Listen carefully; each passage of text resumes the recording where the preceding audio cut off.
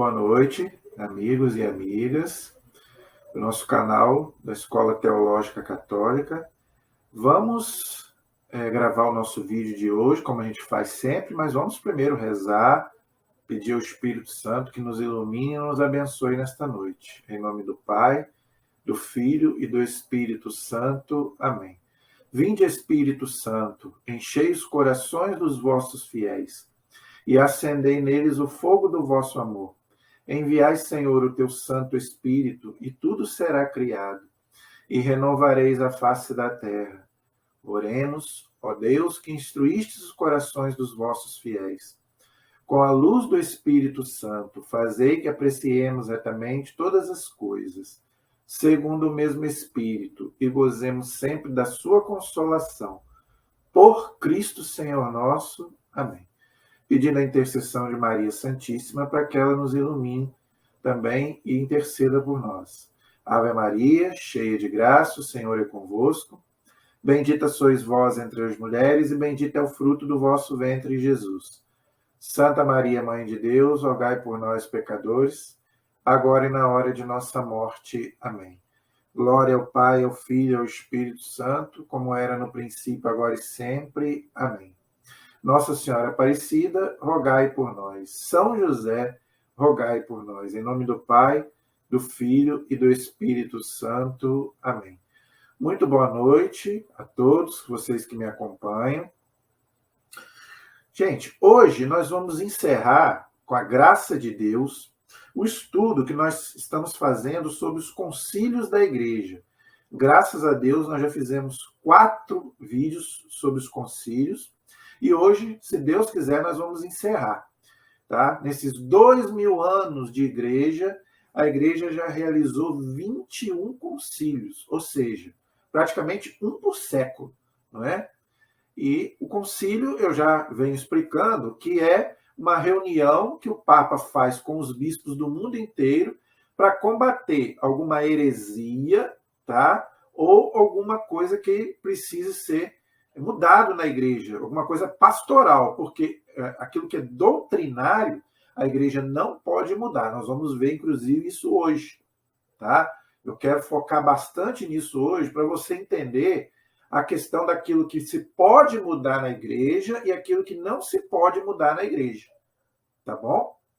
Então, eu quero explicar isso nos 2 últimos concílios que ficou faltando. Nós já estudamos 19 concílios. Graças a Deus. Desde o primeiro, tá? O primeiro foi o que está lá na Sagrada Escritura, né? No livro de Atos, capítulo 15, em que os judeus queriam impor aos cristãos a circuncisão. Aqueles que vinham do judaísmo, eles queriam que, além do batismo, passasse pela circuncisão. Os apóstolos resolveram que não. Se reuniram junto com Pedro e decidiram que não precisa da circuncisão, é só o batismo. E depois a igreja foi tendo todos os outros concílios na história da igreja. O primeiro foi o de Nicéia, lá no ano 325. E o último que nós vimos na aula passada foi o concílio de Trento, que foi o maior de todos, assim, em termos de duração. Foi 18 anos.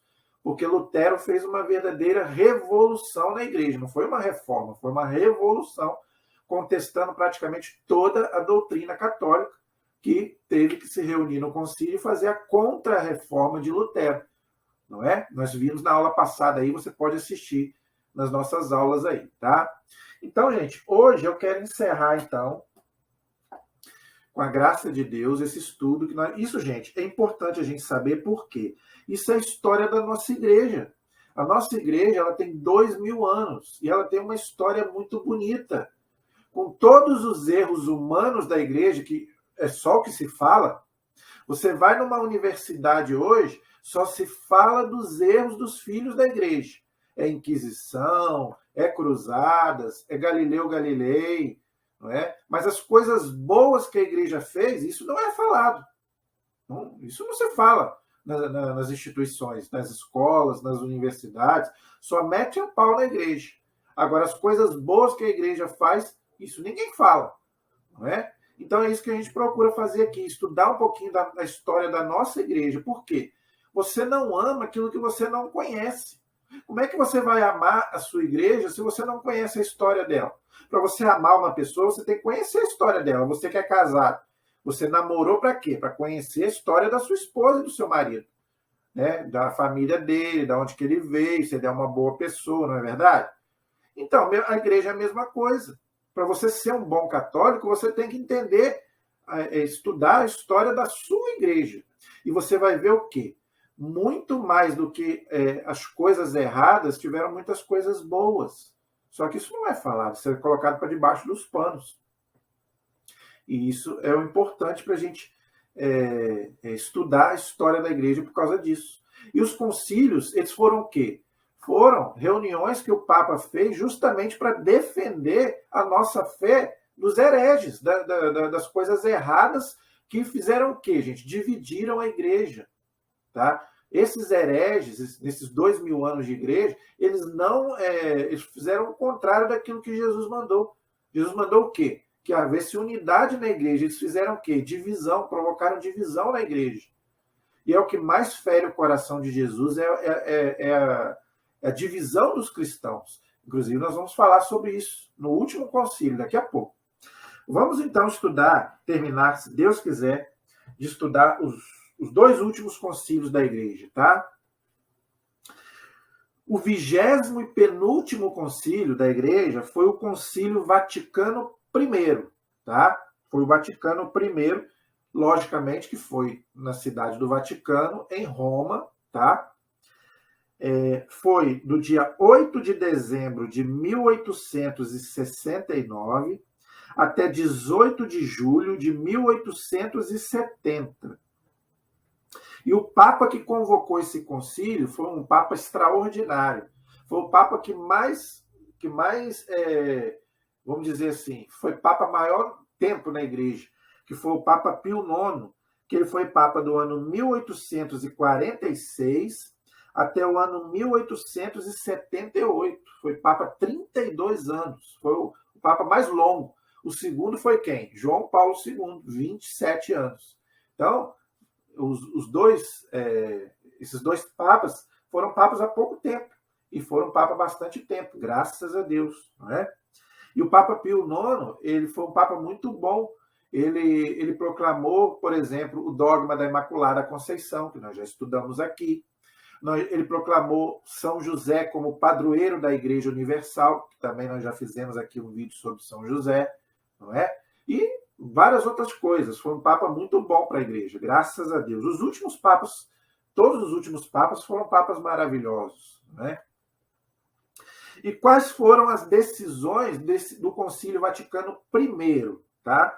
O que o Papa, então, convocou o concílio e o que o concílio decidiu? O Papa junto com os bispos, tá?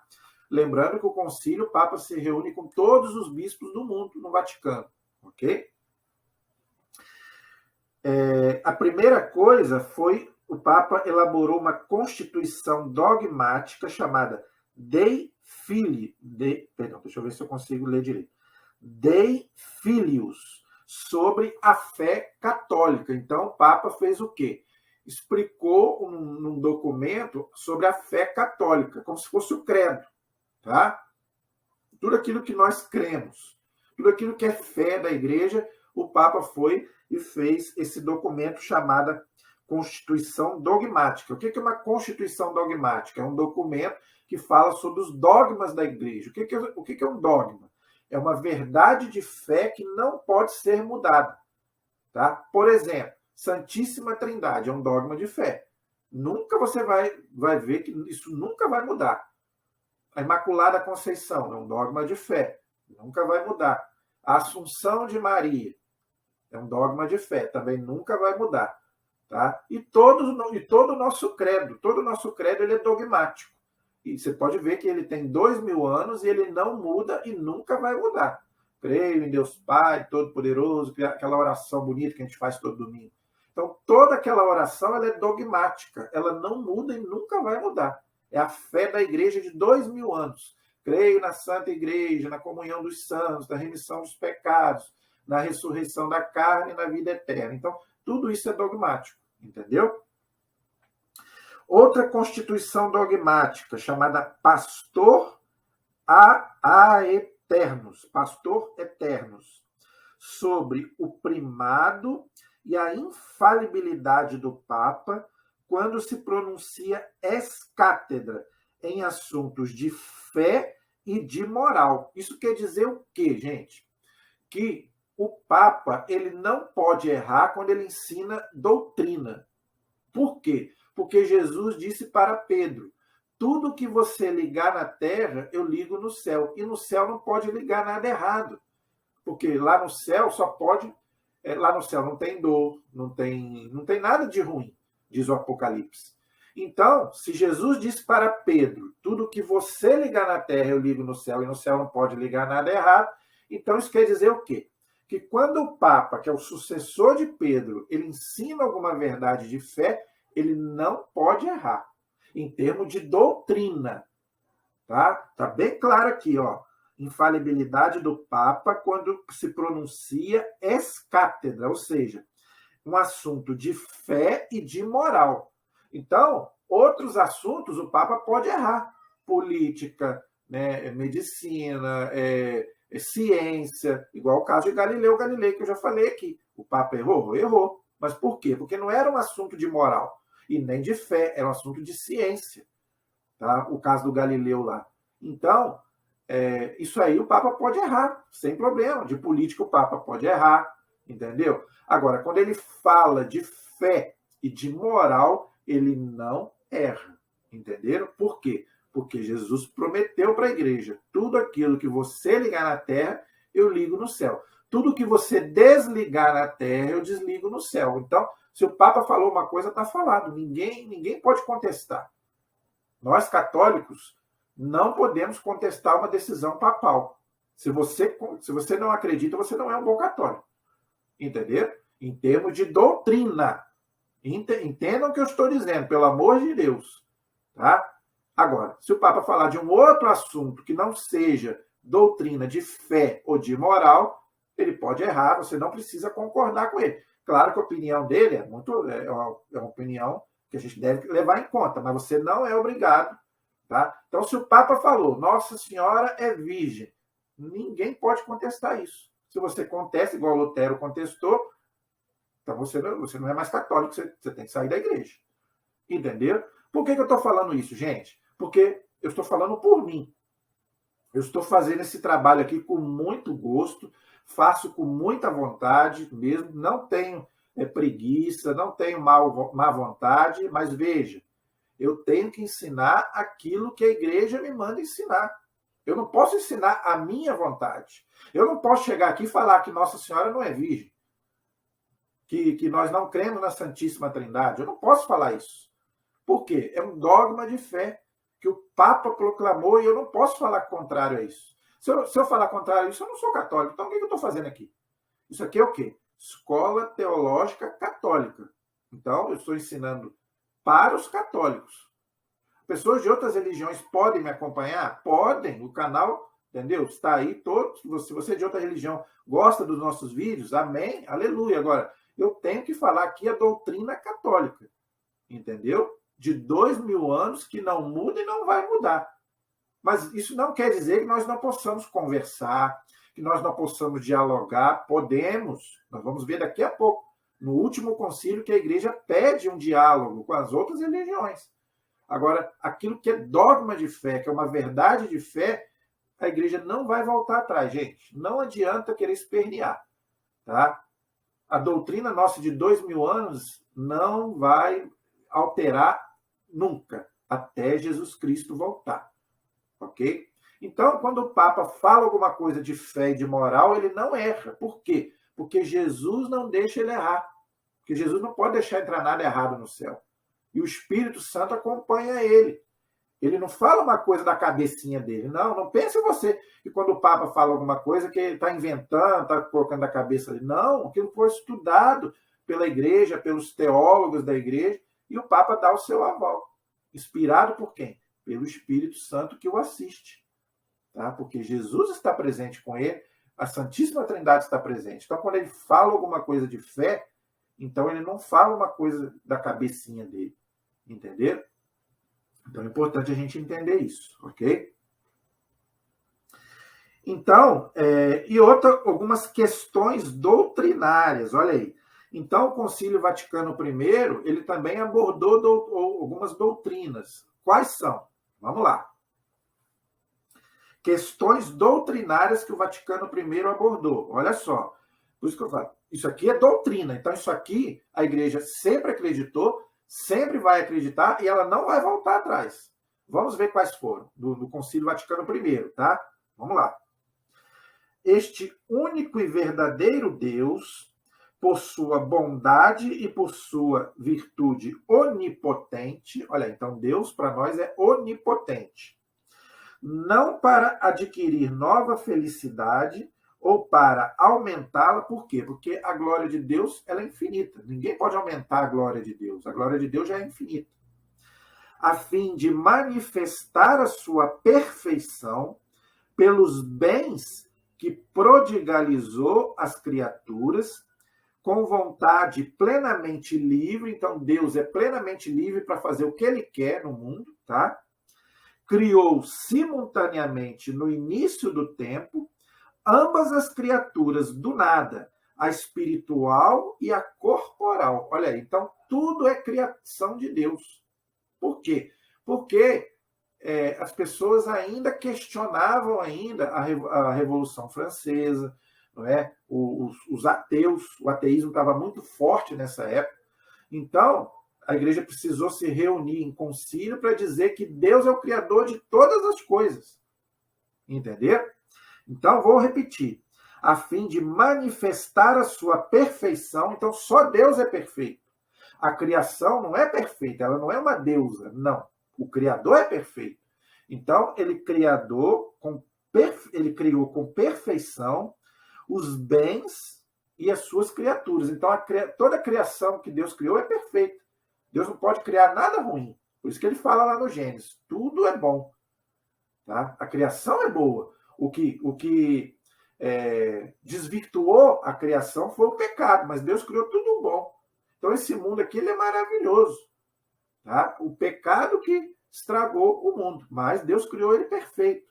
Inclusive as criaturas, olha aqui, criou livremente, se Deus não quisesse ele não criaria, simultaneamente no início do tempo, ambas as criaturas do nada. Então Deus não precisa de nada para criar. Tá? A espiritual, ou seja, os anjos, e a corporal, ou seja, nós seres humanos, os animais, né, as plantas, tudo aquilo que é material foi Deus quem criou, ok? O mundo foi criado para a glória de Deus. O mundo o quê? O mundo visível, o cosmos, o universo. Tá? Converse com um cientista, com um astronauta, você vai ver. Né? Ele fica abismado com o cosmos, com o universo. Só Deus pode fazer isso, gente. Tá? Cremos que Deus não precisa de nada pré-existente, nem nenhuma ajuda para criar. Então Deus cria tudo como ele quer. Deus não precisa de ninguém, nem de nada para criar. Já expliquei aqui. Nós fazemos um bolo. Deus não. Deus cria do nada. Para você fazer um bolo, você precisa de material, precisa de trigo, não é? Já Deus não. Deus, estala os dedos e a coisa acontece. Não é verdade? É só você ver aí. Às vezes está chovendo aqui, você chega ali no rio ali, já não está chovendo. Na outra cidade vizinha já não está chovendo. Por quê? É Deus, meu amigo. Só Deus tem esse poder. Às vezes está chovendo aqui, aquele temporal, daqui a pouco abre o sol. Só Deus pode fazer essas coisas. Deus é quem manda, gente. Só não vê isso quem não quer. Por isso que eu não acredito no ateísmo. É cômodo dizer que Deus não existe. Mas você vê que ele existe. Entendeu? A criação também não é uma emanação necessária da substância divina. Deus cria livremente do nada, já acabei de explicar.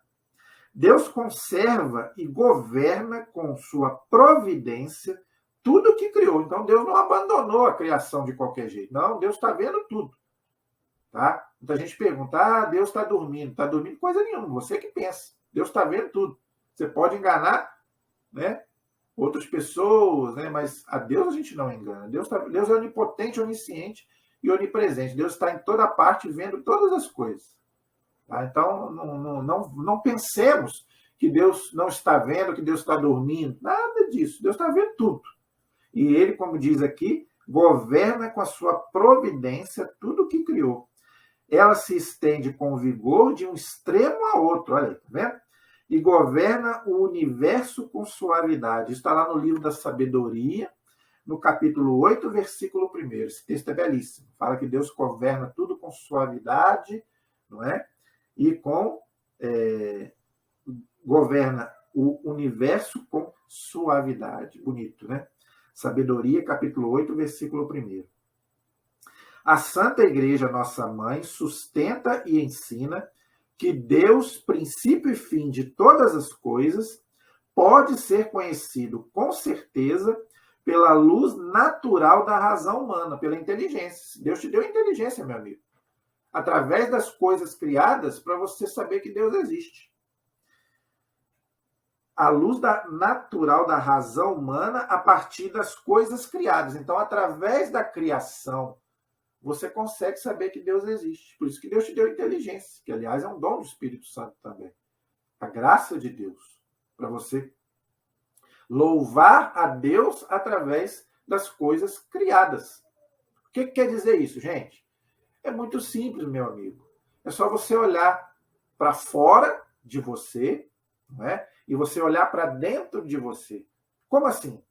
Para fora de você, as plantas, os animais, o sol, a lua, as estrelas, o mar. E você vê a beleza dessas coisas. Então você sabe que... Como é que isso vai surgir do nada? Quem criou essas maravilhas que saltam aos nossos olhos? É Deus. Contempla o mar, contempla, né, como dizia Santo Agostinho, interroga as estrelas, interroga o mar, pergunta, quem te fez? Se você tiver o coração aberto, você vai... O mar mesmo. Faça essa experiência. Senta na beira do mar, ali na areia, não é? E fecha os olhos assim, escuta aquele barulhinho do mar. Deus vai falar com você. Tenho certeza que vai. Entendeu? Não precisa nem entrar. Tá? Até porque, né, eu particularmente morro de medo. Né? Mas é a coisa mais maravilhosa do mundo. Vale muito mais do que você ir no psicólogo. Quer fazer uma terapia? Senta na beira do mar, escuta aquela batida das ondas, aquela coisa maravilhosa, e fecha os olhos, você vai ver Deus. Deus vai falar com você. Olha aquele infinito, aquela infinitude de água, né? Deus vai falar com você. Tenho certeza que vai. Entendeu? Então, gente, é a criação. Através da criação, você consegue louvar o Criador. E você olhando para dentro de você. Quem me fez? Quem me criou? Essa pessoa maravilhosa que sou eu. Não estou falando que sou bonito, não, tá, gente? Até porque eu não me acho bonito. Não estou falando de beleza física, não, tá? Também. A beleza física também é um atributo de Deus. Mas não é disso que eu estou falando. Não é disso. A beleza que você é. Não é? O valor que você tem para Deus. Tem uma música muito bonita na Igreja Católica que diz isso. Né? Eu quero falar do valor que você tem. Você é uma pessoa importante para Deus. O profeta Ezequiel vai dizer, Deus não quer a morte do pecador. Não. Deus fica triste com o filho seu que está na droga, que está na prostituição. Não, Deus nos criou para sermos felizes. Né? E para quê? E para a gente poder louvar a Deus e viver, né, junto com ele e com os irmãos.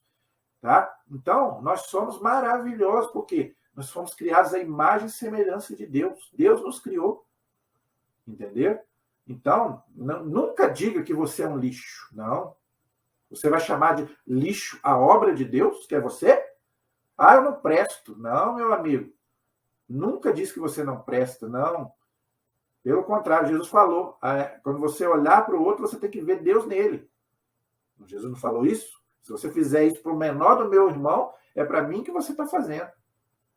Então, nós não somos descartáveis, não. Pelo contrário. Tá? O pecado nos desvirtuou? Sim. Infelizmente, nós temos muitas coisas que não agradam a Deus em nós. Sim, concordo. Mas, se nós quisermos, né, a graça de Deus é muito maior do que o pecado. São Paulo vai dizer, onde o pecado abundou, a graça superabundou. É muito maior a graça do que o pecado.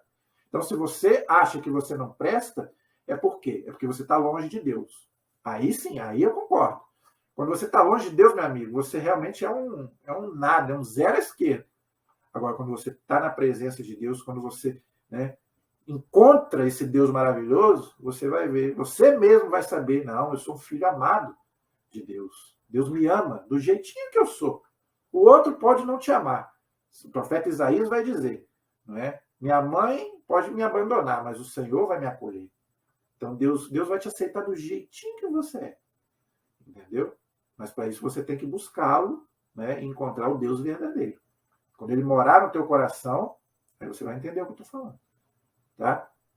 Então, olha quanta coisa a igreja ensinou nesse Concílio Vaticano I. E, finalmente, o último, graças a Deus, nosso último concílio, que foi o 21, e último, né? Muita gente pergunta, a igreja vai realizar mais algum concílio? Não sabemos, só o Papa pode responder essa pergunta. Mas eu creio que vai demorar bastante. Por quê? Porque esse último, a gente ainda nem aprendeu ainda nem entendeu o último, para o Papa realizar um novo concílio. Então, eu creio que, se tiver, vai demorar um pouco. Por que eu estou dizendo isso? Vou explicar. Tá? O Concílio Vaticano II, ele foi do dia 11 de outubro de 1962 até o dia 7 de dezembro de 1965. Interessante, 4 anos. Quem convocou esse concílio, o último concílio, foi o Papa João XXIII, que foi o Papa de 1958 a 1963. Só que o Papa, coitado, ele morreu no concílio. Ele convocou o concílio em 62, quando foi um ano depois ele faleceu. Estava ainda no concílio, eles estavam ainda, né, o concílio ainda estava sendo realizado. Então, o que a igreja teve que fazer? A igreja teve que eleger um novo Papa para continuar o concílio. Então, o que a igreja fez? Os cardeais se reuniram, porque é assim que elege o Papa, só os cardeais, não é igual antigamente, eu expliquei isso. Antigamente, não, né? Era uma bagunça danada, né? Aquelas famílias ricas queriam eleger o Papa, não é? Já expliquei um pouco sobre isso. Tá? Fizemos vídeos aí, é importante, gente, vocês verem esses vídeos para você entender sobre a nossa igreja, os papas da nossa igreja nesses 2000 anos, a história da nossa igreja, a história do cristianismo, e eu conto mais ou menos isso. Então, naquela época não é igual é hoje. Hoje não. Hoje só os cardeais, tá, que podem eleger o Papa. Entenderam? Então, o que eles fizeram? Elegeram, então, um novo Papa para continuar o concílio. E elegeram o Papa Paulo VI, tá? Que foi Papa de 1963 até 1978. Depois ele morreu, elegeram o Papa João Paulo I, que ficou só 33 dias, que morreu também de infartou. E depois veio o nosso querido João Paulo II, que aí foi Papa 27 anos. Né? Então, o Papa Paulo VI continuou o Concílio Vaticano II, até 1965. Então, João XXIII convocou o concílio em 1962 e o Papa Paulo VI terminou até 1965. Agora, veja. Gente, muita gente fala mal do Concílio Vaticano II. Tá? Até mesmo católicos, padres, não é? Bispos, até bispos, né? Inclusive, houveram vários bispos que foram expulsos da igreja depois do Concílio Vaticano II. Né? O próprio Dom Lefebvre, o próprio Boff, Leonardo Boff, não é? E vários outros. Né? Então, muitos bispos foram expulsos da igreja porque não aceitaram o Concílio Vaticano II. Gente, não aceitar o Concílio Vaticano II é não aceitar todos os outros 20 concílios da igreja. E você tem coragem de ir contra um concílio da igreja, que é uma reunião que o Papa faz com todos os bispos do mundo, desde a época dos apóstolos? Você tem essa coragem? Ah, eu não tenho, não. Quem sou eu para falar que esse concílio não vale nada? Entendeu? Ah, eu não tenho essa coragem, não, gente. Eu não brinco com essas coisas. Porque eu não posso querer achar que eu sei mais do que a igreja, que tem 2000 anos, meu amigo. Não, eu não tenho essa coragem, não. Tá? Agora, o que aconteceu com o Concílio Vaticano II, gente? As pessoas não entenderam o Concílio Vaticano II. E é isso que eu quero explicar aqui hoje. Com a graça de Deus, eu quero, nesse último vídeo sobre os concílios, eu quero explicar sobre isso. Veja, gente, a igreja realizou 20 concílios, não foi? Os 20 concílios da igreja foram concílios dogmáticos. O que é isso? Para combater heresias. Por exemplo, de Trento foi para combater a heresia de Martinho Lutero. Estou dando um exemplo aqui. E todos os outros foram assim. O Concílio Vaticano II, gente, ele não foi um concílio dogmático. Por quê? Não tinha nenhuma heresia na igreja. Não tinha nenhum herege falando mal da igreja, nem nada disso. Então, o Papa, quando convocou esse concílio, ele não convocou para isso. O que o Papa quis, convocando o Concílio Vaticano II? Ele quis mudar as coisas pastorais da igreja. Ele quis fazer o quê? Melhorar a igreja do lado de dentro da igreja, não do lado de fora. Entenderam? Então, quais foram as medidas, algumas delas, né, que o Papa quis implantar na igreja, gente? Vamos lá, eu vou colocar algumas aqui, tá? Por exemplo, uma das coisas que o Papa implantou, gente, isso tudo foi por causa do Concílio Vaticano II. Por exemplo, tá?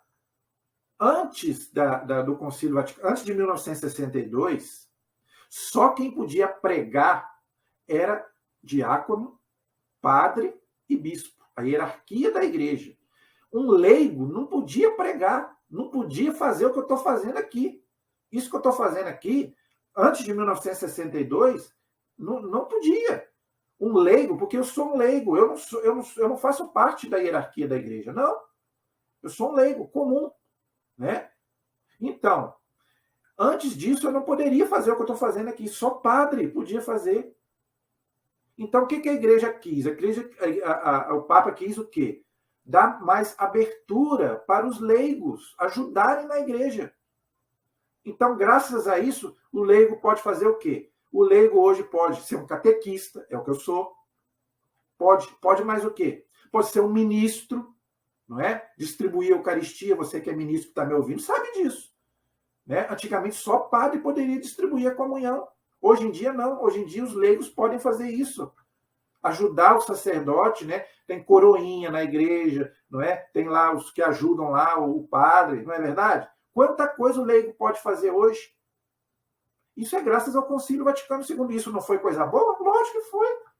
Senão, olha só, eu não poderia estar aqui hoje para ajudar os padres. Por isso que os padres ficavam sobrecarregados, não é? Outra coisa, gente, a missa antes do Concílio Vaticano II era em latim. Você sabe latim? Eu não sei. Eu não estudei latim. Antes do Concílio Vaticano II, a missa era em latim. Hoje não. Hoje a missa é em cada língua. Hoje é no português. Você vai à missa hoje, você entende o que a missa está celebrando. Antigamente você não entendia, porque eu, por exemplo, não sei latim. Eu já fui em missa em latim, eu não entendo. Algumas coisas que acontecem ali, eu não entendo.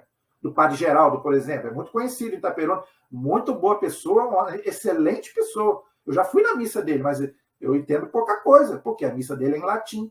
A igreja não proibiu a missa em latim. Mas veja, o latim não é a língua oficial da igreja, gente. Era até essa época. Mas veja, o que dá valor à missa não é a língua, é o rito, é o ritual.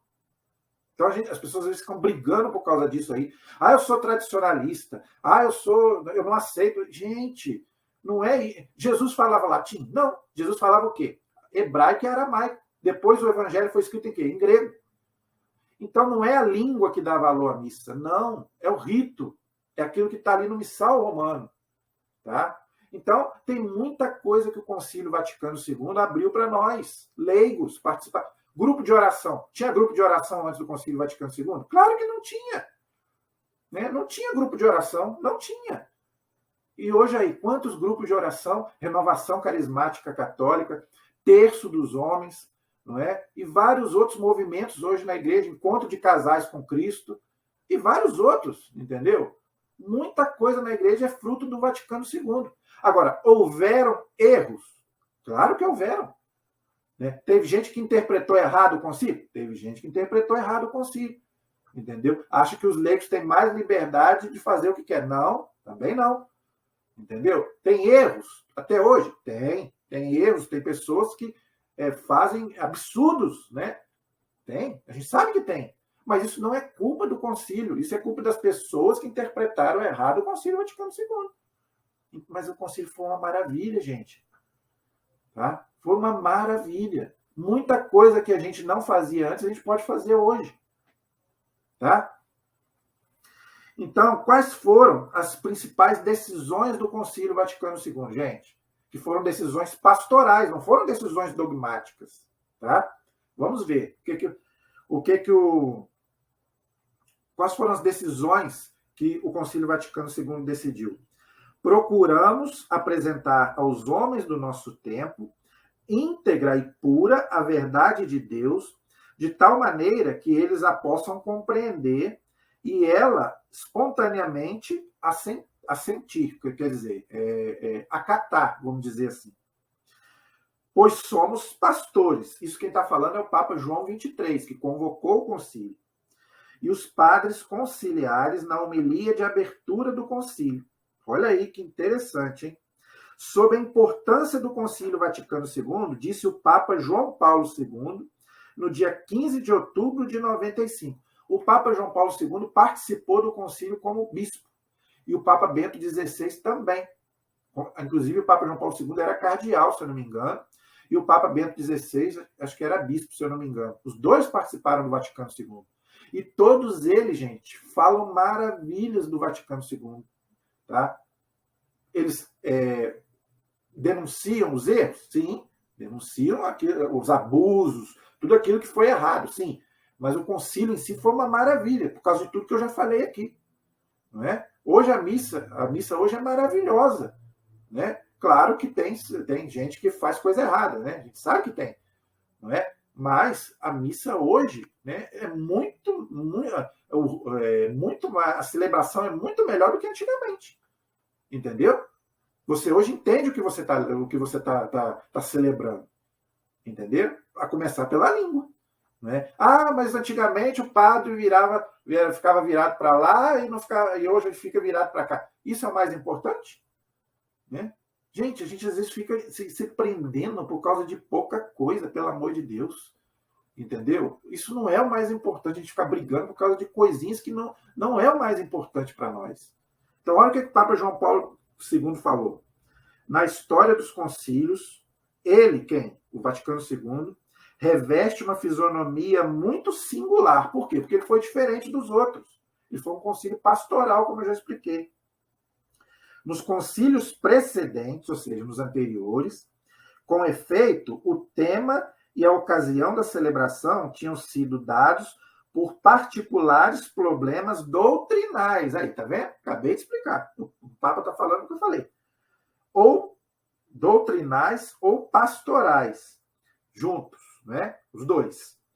O Concílio Ecumênico Vaticano II quis ser um momento de reflexão global, olha aí, da Igreja sobre si mesma. Por isso que eu falei, o Vaticano II é um concílio que quis olhar a Igreja por dentro, não é por fora.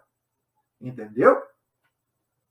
E sobre as suas relações com o mundo. Então a Igreja quis o quê? Dialogar mais com o mundo. E até mesmo com aqueles que não são católicos. Entendeu? Por isso que fala que ele é um concílio ecumênico. Por quê? Porque a Igreja quer dialogar com todas as religiões. Tá? Até quem não é cristão. Entendeu? Isso não quer dizer que nós vamos aceitar as coisas erradas deles. Não é isso. Conversar, diálogo. Aquilo que dá para a gente conversar, vamos conversar. Entendeu? A essa reflexão impelia a necessidade de uma fidelidade cada vez maior ao Senhor, a Deus. Mas o impulso vinha também das grandes mudanças do mundo contemporâneo, porque o mundo vai mudando, gente. Se a gente não se adequar também àquilo, o mundo nos engole. Entendeu? Do mundo contemporâneo, que, como sinais dos tempos, exigiam ser decifradas à luz da palavra de Deus. Você já percebeu que hoje a palavra de Deus hoje é muito mais proclamada do que antigamente? Tem muito mais facilidade de se proclamar a palavra de Deus do que antigamente. Por quê? Porque antigamente só padre poderia pregar, aquilo que eu falei aqui. Hoje não. Hoje qualquer um leigo aí está com a Bíblia na mão pregando. Agora, isso trouxe também uma grande responsabilidade. Você não pode pregar o que você quer. Não. Você pode e deve pregar. Agora, não o que você quer. Você é um catequista, igual eu? Você não pode ensinar o que você quer. Não. Você tem que conhecer a palavra de Deus? Tem que conhecer. Debruçar, devorar a palavra de Deus. Mas não para você ensinar aquilo que você acha que tem que ensinar. Você tem que ensinar aquilo que a igreja te ensina. Te manda ensinar. Entenderam? E essa é a diferença. Né? As pessoas entenderam errado. Falaram, não, então agora eu posso ler a Bíblia, então eu vou ensinar o que eu quero. Não, meu amigo. Não, senhor. Você está ensinando em nome da igreja. Então, você não é porque você estudou uma teologia que você acha que você sabe mais do que o Papa. Não, não é isso. Entendeu? Então, é isso que as pessoas não entenderam. Tá? Mas hoje as pessoas têm muito mais acesso à palavra de Deus do que antigamente. Muito mais. Entendeu? Então, isso não foi uma coisa boa? Lógico que foi. Foi mérito de João 23 não se ter convocado o concílio, não só ter convocado o concílio, mas também de ter dado o tom da esperança, tomando as distâncias dos profetas de desventura, chamando o Papa João 23 de profeta. Né? E foi realmente, gente, o Papa João 23 também foi um grande Papa. Estuda a história do Papa João 23, você vai ver que foi um Papa também maravilhoso. Tá? E confirmando a própria e indômita confiança na ação de Deus. Graças ao sopro do Espírito Santo, olha aí, tá vendo? Então, é o Espírito Santo é quem está ali na igreja quando a igreja convoca um concílio, entendeu? O concílio lançou as bases de uma nova primavera da igreja, o Papa chamando o concílio de primavera da igreja. O que é a primavera? Quando saem as flores, não é verdade? Fica bonito as árvores. Olha só, hein? Ele não marcou uma ruptura com o passado, não, mas soube valorizar o patrimônio da inteira tradição eclesial. Olha aí, tá vendo? Então a igreja não mudou nada. A tradição continua a mesma, tá? A igreja não mudou nada. Para orientar os fiéis na resposta aos desafios da nossa época. A distância de 30 anos é mais do que nunca necessário, tá? Retomar o momento da graça. Olha aí. Então, a graça o quê? Do começo da igreja, entendeu? E aqui o Papa fala mais coisas, mas só para a gente ganhar tempo. E o Concílio Vaticano II, gente, ele colocou para nós 16 documentos que a igreja coloca para a gente estudar. Inclusive, quando a gente faz teologia, a gente estuda a maioria desses documentos. Eu, graças a Deus, pude estudar alguns. Não todos, mas alguns eu pude estudar na teologia e consegui até adquirir alguns. Então, o Vaticano II, ele elaborou 16 documentos. Olha só, eu quero ler aqui só o que cada um fala. Esses 16 documentos do Concílio Pastoral do Vaticano II. Olha só para você entender. O primeiro documento foi uma constituição dogmática sobre a igreja, Lumen Gentium. Eu tenho ele aqui. Vou te mostrar. Ó, ele aqui. Lumen Gentium. Tá vendo? Eu pude comprar ele para estudar na época da teologia. Então está escrito aqui, ó. Constituição dogmática do Concílio Ecumênico Vaticano II sobre a igreja. Então isso aqui é o quê? É um documento para você estudar sobre a sua igreja. Quem que é a sua igreja nesses 2000 anos? Entendeu?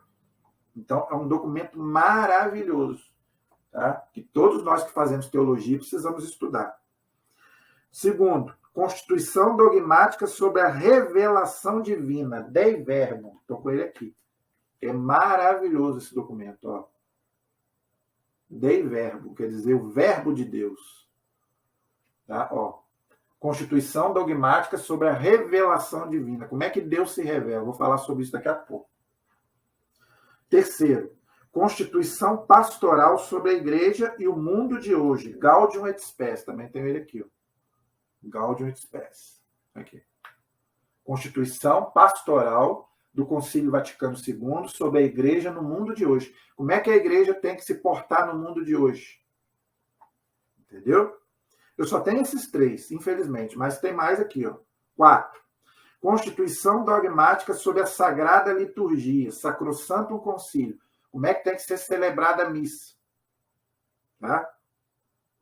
5. Decreto sobre o ecumenismo, Unitatis Redintegratio.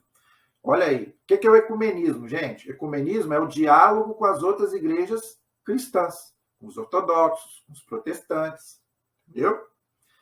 Decreto 6, sobre as igrejas orientais católicas, tá? São as igrejas lá do Oriente que são católicas, ok? 7, decreto sobre a atividade missionária da igreja, é o documento número 7, sobre os missionários, né? Tudo aquilo que os missionários podem fazer pela igreja. 8, decreto sobre pastoral dos bispos na igreja, tudo aquilo que o bispo pode e não pode fazer, né? Trocar um padre de lugar, não é verdade? Todas essas coisas. 9. Decreto sobre o ministério e a vida dos presbíteros, os padres, olha aí, né? O padre que é diocesano, o padre que é de congregação, tudo isso. 10. Decreto sobre a atualização dos religiosos, né? As freiras, né? Os monges, essas coisas. Decreto sobre a formação sacerdotal, a formação dos padres, nos seminários, né? Tudo isso. Decreto sobre o apostolado dos leigos. Olha aí, tem para nós também, tem um documento só sobre os leigos. É o que eu falei aqui. Tudo que o leigo pode fazer, o que o leigo não pode. Não é? Por isso eu sei a minha área, eu sei o que eu posso, eu sei o que eu não posso. Porque eu li, entendeu? Decreto sobre os meios de comunicação social, a mídia, não é? Tudo aquilo que a mídia fala da igreja, de bom, de mal, né? Declaração sobre educação cristã, como é que deve ser as nossas escolas, não é? O ensino religioso, não querer tirar as imagens, não é? Tudo isso. Declaração sobre a liberdade religiosa. Olha aí, então está na Constituição e a igreja é a favor da liberdade religiosa. Todos nós temos que respeitar a religião de todos. E o último, 16. Declaração sobre as relações da igreja com as religiões não cristãs. Nostra Aetate. Ou seja, a igreja também quer dialogar com aqueles que não são cristãos. Não é só com os cristãos. Com os cristãos também. É o ecumenismo, que eu já falei aqui.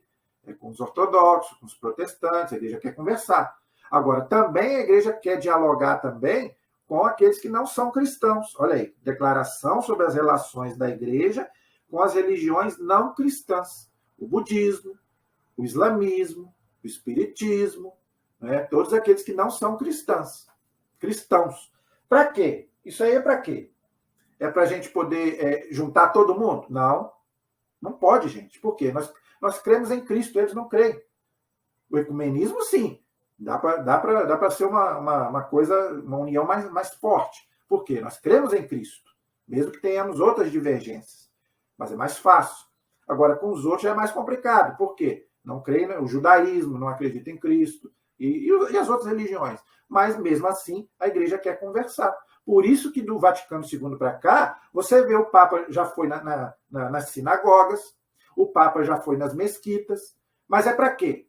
Aí o pessoal fica doido, né? O Papa já está indo lá. Não, gente, é para conversar, pelo amor de Deus. Respeito, assim como a gente quer, a gente não quer respeito com a nossa religião, então a gente também respeita a religião dele. E a gente precisa dialogar. Agora a gente não vai, em termos de doutrina, a igreja não vai mudar nada. E nunca mudou e não vai mudar. A mesma coisa com os irmãos também. Com os ortodoxos e com os protestantes. Nós vamos conversar? Vamos. Mas a igreja não vai mudar nada em termos de dogma. Não. Aquilo que é verdade, não muda, gente. Como é que você vai mudar aquilo que é verdade? Não pode. Já tem 2000 anos. Não pode. O Papa quer conversar. Né? Quer dialogar. Tá? É simplesmente isso. Ok? E eu quero encerrar com esse documento que eu mostrei aqui. De todos os documentos do Vaticano II, esse aqui é o mais importante, é o que eu mais gosto. Tá? Eu já li ele todinho. Ele não é grande. Tá? Deixa eu ver se eu... Dei Verbo. Tá? Dei Verbo quer dizer o verbo de Deus. Tá? constituição dogmática sobre a revelação divina. Como é que Deus se revela? Eu não vou poder abordar muito aqui, porque nós já estamos quase no final do nosso vídeo. Eu só vou colocar aqui para vocês o índice dele, o que ele trata. Aí depois você pode, tá, adquirir esse documento em todas as livrarias católicas. Tá? Capítulo 1. A revelação. Como é que Deus se revela, gente? Tá? Eu já fiz alguns vídeos também sobre isso. Tá? Aqui, a igreja explica como é que Deus se revela, no capítulo 1. No capítulo 2, a transmissão da revelação divina. Como é que aconteceu essa transmissão? Como é que aconteceu? Através da tradição da igreja e através da Bíblia. Tá? Não é só através da Sagrada Escritura. Para nós católicos, não. 3. A inspiração divina e a interpretação da Sagrada Escritura. Isso aqui que é importante. Nós, católicos, não podemos interpretar a Bíblia sozinhos. Não, nós não temos autoridade para isso. Tá? Respeitamos os irmãos protestantes que fazem isso? Respeitamos. A crença deles, tá? Nós respeitamos. Mas nós, católicos, não aceitamos isso. Para nós, não é correto. Porque cada cabeça, gente, é uma sentença. Cada um prega de acordo com a sua conveniência. Na Igreja Católica, não. É uma interpretação só. O dia santo é o domingo. Pronto, acabou. Não tem mais conversa. Não é o sábado, a sexta, a quinta, a quarta. Não. Vai batizar a criança. Pronto, acabou. Batizou a criança, não tem choro nem vela. Maria é virgem? Pronto, acabou. É virgem, pronto, acabou. Então, é uma interpretação só. Entendeu? Da Bíblia inteira. Do Gênesis ao Apocalipse. Ok? 4. O Antigo Testamento. Então, olha, como é que Deus se revelou no Antigo Testamento. 5. O Novo Testamento. Como é que Deus se revelou no Novo Testamento. E capítulo 6. A Sagrada Escritura na vida da igreja. Como é que nós devemos usar a Bíblia na igreja. Tá? Devemos usar a Bíblia, devemos ler? Devemos, mas com cuidado. A Bíblia é um livro muito bom, é a palavra de Deus, mas é um livro difícil. Nós estamos fazendo um estudo bíblico aqui, nós estamos vendo como que é complicada a Bíblia. Tá? Então, gente, você pegar a Bíblia e ler de qualquer jeito, você pode encontrar sua perdição, como diz, tá? São Paulo. E outra, eu quero mostrar aqui 3 livros para você que está nesse documento aqui, no capítulo que eu li aqui, no capítulo 3, a inspiração divina e a interpretação da Sagrada Escritura, no capítulo 3, ele vai falar sobre isso. O que ele vai dizer, gente? Eu quero mostrar para vocês aqui 3 livros que são as bases da nossa fé católica. Tá? Volume 1. A Sagrada Tradição. Ó, a Sagrada Tradição. Entendeu? Esse é o primeiro volume. Segundo, a Sagrada Escritura. A Bíblia. Olha como é que era a Bíblia antigamente. Não é igual hoje, não. Aí, tá vendo? Olha como é que era escrita a Bíblia antigamente. E o terceiro volume, o Sagrado Magistério da Igreja. Todo católico precisa ter esses 3 livros, gente, para você entender o que é a base da nossa fé católica. Ó, veja, vou colocar aqui, ó, os 3 juntos. Ó, tá vendo? Os 3. O Lutero, ele não aceitou o magistério da igreja, o Papa, e não aceitou a tradição da igreja. Jogou fora. Ficou só com a Bíblia. Tá? Nós, católicos, não. Ok? Por que eu estou dizendo isso? Ah, se não está na Bíblia, eu não acredito. Então você virou protestante. Nós não somos biblistas, gente. A Bíblia é a palavra de Deus? É a palavra de Deus. Devemos ler e estudar, como eu já expliquei. Mas ela não é a única fonte de revelação para nós católicos. Por que ela aqui está como o volume 2? Por que a tradição está como o volume 1? Que a tradição é mais importante? Lógico que não. Mas porque a tradição veio antes. Entenderam? Por isso que o número 1 é a tradição. Então, se você não entender a tradição, você não entende a Bíblia. E se você não entende a tradição e a Bíblia, você também não entende o magistério da igreja. Por quê? Porque é o magistério da igreja quem faz o quê? Interpreta a Bíblia e a tradição. Entenderam? Por isso que você tem que entender os três, para você entender qual é a nossa fé católica. Então, o que o magistério da igreja faz? Ele pega a tradição e pega a Bíblia, interpreta e ensina para a gente. Então, se você não aceita o magistério e não aceita a tradição, aí você vira protestante, igual Martinho Lutero queria. Só basta a Bíblia, pronto e acabou. Mas isso não é a doutrina católica há 2000 anos. Não é. Tá? Por que não é, gente? Porque foi a Igreja Católica quem montou a Bíblia. Isso eu não estou falando para poder brigar com ninguém. Isso é fato. Os primeiros concílios da Igreja, não é? Nós estudamos aqui. E eu fiz também vídeos aí sobre os livros da Igreja, depois você pode ler. Entendeu? Então, você não pode, se você é um católico mesmo, você não pode achar que tudo está na Bíblia. Não. E isso o Vaticano II ensinou para a gente nesse documento aqui. Ok? Então, a gente tem que ser um bom católico, conhecer a Bíblia, conhecer a tradição da igreja e conhecer também o magistério da igreja. Então, gente, quando o Papa falar alguma coisa, pelo amor de Deus, tá? Quando alguém de fora falar, tudo bem. Agora, um católico ficar questionando o que o Papa fala, pelo amor de Deus, né? Que as pessoas de fora falem, beleza. Agora, um católico achar que sabe mais do que a igreja, aí é dose. Tá? Então, vamos procurar sermos fiéis ao magistério da igreja, que foi Jesus quem fundou. Nós já fizemos vídeo sobre isso aqui. Tá? Então, eu espero que você seja um católico fiel, tá? À sua fé, à sua doutrina de 2000 anos. Amém? Espero que vocês tenham gostado das aulas dos concílios, ok? Então, nós vamos continuar agora com o nosso estudo bíblico, o nosso estudo do catecismo. Ah, eu não falei. A maior graça do Vaticano II foi o catecismo da Igreja Católica. Sabia disso? Porque o catecismo ele foi elaborado após o concílio. Porque o primeiro catecismo da Igreja foi o catecismo romano, que era da época de Lutero, na época do concílio de Trento, mas já estava ultrapassado. Então, a Igreja, depois do Vaticano II, a Igreja achou que precisava de um novo catecismo e a Igreja elaborou. O Papa João Paulo II, junto com o Papa Bento XVI, que era cardeal na época, elaboraram, então, o catecismo. Em 1992 ficou pronto. Esse catecismo que nós estamos estudando, esse amarelinho. Tá? Porque eu não estou com ele aqui agora para mostrar. Mas então nós vamos continuar estudando ele. Olha que bênção que foi o catecismo da Igreja Católica. E tem católico que não aceita o catecismo. Né? Tem bispo que não aceitou o catecismo, tem padres que não aceitaram o catecismo, tiveram que sair da igreja. Fazer o quê? Ué, você não vai aceitar uma coisa, um documento que foi o Papa que elaborou? E o catecismo é uma maravilha, gente. Nós estamos estudando o catecismo aqui. Quanta coisa a gente está aprendendo, a gente está vendo. Entendeu? Então, aqui. Então, se você quer ser um católico convicto, tá?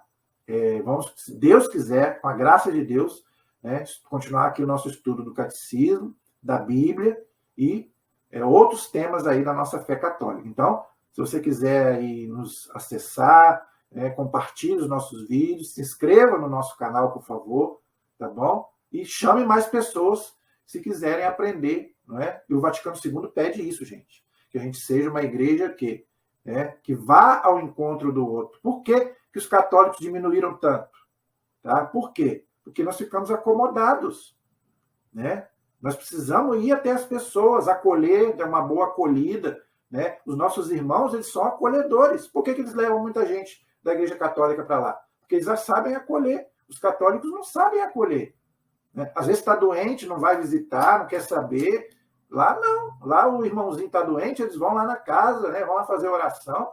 Então, isso tudo o Vaticano II nos ensina. Vamos atrás daqueles, né, que estão longe, né? E vamos também fazer um trabalho também que as pessoas voltem para a igreja também. Isso é o nosso trabalho também. E isso tem acontecido, tá, gente? Isso tem acontecido. Eu tenho visto na internet aí muita gente se convertendo ao catolicismo, tá? E graças a Deus. Pessoas ateus e de outras religiões. Por quê? Porque estão estudando. Voltaram a estudar, né? Então, que bom. Então, esse é o nosso intuito aqui. A nossa proteção está no nome do Senhor, que fez o céu e fez a terra. Estivemos e permaneceremos em nome do Pai, do Filho e do Espírito Santo. Amém. Até o próximo vídeo, se Deus quiser. Deus abençoe a todos.